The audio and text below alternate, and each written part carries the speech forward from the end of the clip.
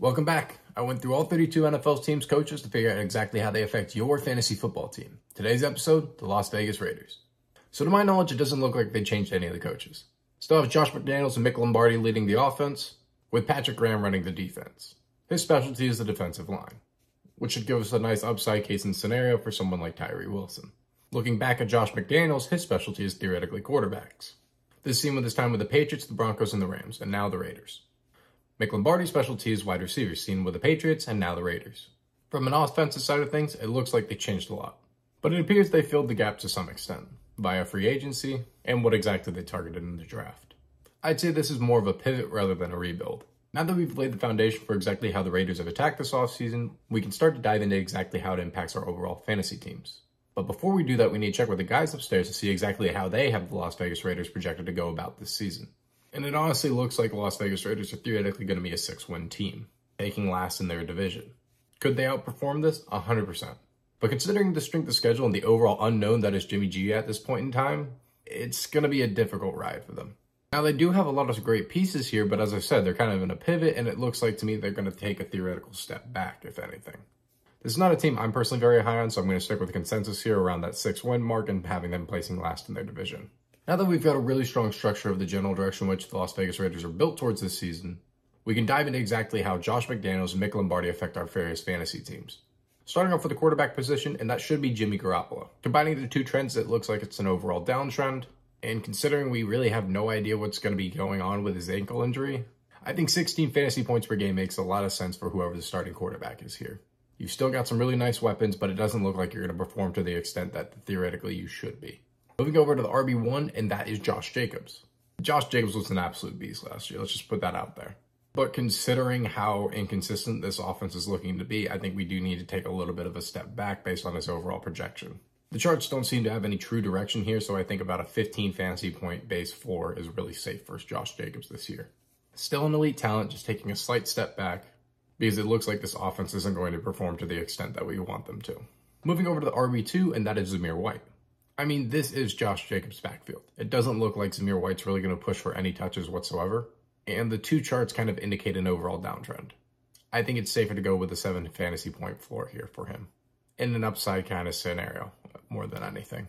Moving over to the wide receiver 1, and that is still Davante Adams. I mean, he's still going to be elite no matter who is throwing to him at quarterback. That was proven last year. But looking at what appears to be a bit of a downtrend, I think we do have to reduce our expectations a little bit for him. He's still a first-round wide receiver in pretty much every single fantasy draft because he's going to be really the only true option there. And I think a 17 to 18 fantasy point per game floor makes a lot of sense for someone like Davante Adams in an upside kind of scenario, which is where I'm going to go with him. Moving over to the wide receiver 2, and that is Jakobi Meyers. Now, this was an interesting signing for them, in my personal opinion, because I looked at it and I was like, why didn't you just try to keep Jakobi Meyers when you really just went and got Juju, which is similar to some extent, but who knows, maybe my analysis is extremely off there. But it does look like the Las Vegas Raiders are essentially trying to recreate themselves into the Las Vegas Patriots. So grab all the Patriots pieces you can. So even though this position's in an overall downtrend, I'm going to be a little bit more optimistic and say he's going to have like a 12 to 13 fantasy point per game floor. I'm personally not the most optimistic about Jakobi Meyers, but we'll see exactly how that plays out this year. I think he's fairly priced in drafts at this second in time. I just think there's a few wide receiver ones left on the board that you really should be targeting at this second in time. That's all I can really say for my 2 cents. Moving over to the wide receiver 3, and that should be Hunter Renfrow. I mean, an 8 fantasy point per game floor makes a lot of sense here. And honestly, this is a really nice receiving core. Now, am I going to be targeting Hunter Renfrow in really any drafts or anything like that? Personally, no. I'm worried about Jimmy G's ankles. And based on the correlation that comes between a wide receiver and a quarterback, that should explain itself there. But if I need to over-explain it, I guess I will real quick. Good quarterback typically means good wide receiver play, and thus the inverse. Lastly, going to the tight end 1, and that should be Austin Hooper. The tight ends have theoretically soared in these scenarios, but I don't think we should be expecting an overall dramatic increase from the theoretical level of production. I know they went out and targeted Michael Mayer, but I think rookie tight ends don't tend to do too well, and I think an 8 fantasy point per game projection is safe in this scenario. I mean, more than anything, you're looking for spikes from tight ends. They don't really stay too consistent, and you kind of have to have the right scenario for a true tight end to be amazing.